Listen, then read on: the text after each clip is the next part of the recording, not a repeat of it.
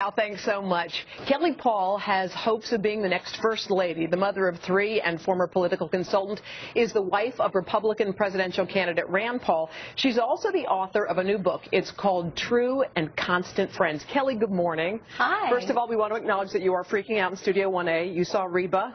I did. And just a few feet away, so I'm still shaking. And you saw the wonderful Jordans. I know. It's been quite the day. All right. We're going to talk about your book in just a second, but we do have to point out your husband has been making headlines a little bit lately in our own studios with Savannah. Just lately. They had something that went down, and Chuck Todd asked him directly about it. This was his quote responding. People have come up to me on both stripes, and they say, thank goodness you stood up to the liberal media. Other people, maybe my wife, said count to 10 and let them spit out the question first. When you were watching that exchange, what was going through your mind? Well, as a spouse, you always want the person you love to come off the best that they can. And so it's hard for me sometimes to see him being criticized because that's not who he is in terms of his relationships with women. You know, his longtime surgical partner over 10 years was a female surgeon. They were in practice together. So when I read criticisms like that, I want him to obviously come off the best that he can. And I hate to be overly critical because now that I'm doing some of it myself, I realize how hard it is in the moment. Did you give him some advice after that? Did you say, okay, honey, here's some ABCs, let's go through them? Do you do that? Sometimes I do, but as I said, the more I'm putting myself out there, the more I'm shutting up because I realize how hard it is. Yeah, there's a big article, I should point out, in the New York Times about you. When you see a big article like this in the Times, and they ask you a lot of questions about, obviously, your husband and the rest, there's a lot of pressure on you when it comes to answering those kind of things, isn't there? Yes, there is, because, you know, this is kind of an interesting world in politics because obviously, you know, I love him. He's my husband. And so it's difficult to be in a situation where I'm being asked about things that he's saying or doing. You had veto power over the whole presidential bid. At least that's what your husband has said. Should he run or should he not? And he said, my wife will be the one she can put the kibosh on it if she wants. Now, what was it about this that made you decide this was the right thing for you and your family?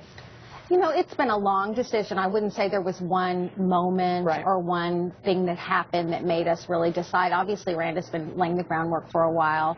We've been talking about it for a while, but it was a group decision. It certainly wasn't just mine. Our kids were involved with it. And we wanted to make sure that, first of all, that Rand's ideas were resonating and that I think he could make a difference, and I believe in that.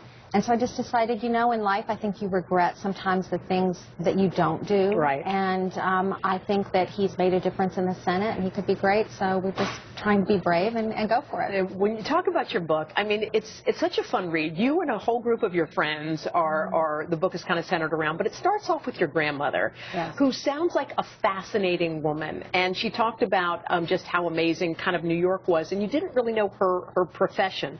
Fill us in on that story. You know, my grandmother was an extraordinary woman. She was very optimistic and extravagant. When she would walk in a room, she would, you know, have a scarf on, and she was a great storyteller. And as a little girl, she was so inspiring to me. She would come down to visit from New York, and she would bring me all these fabulous old things from New York.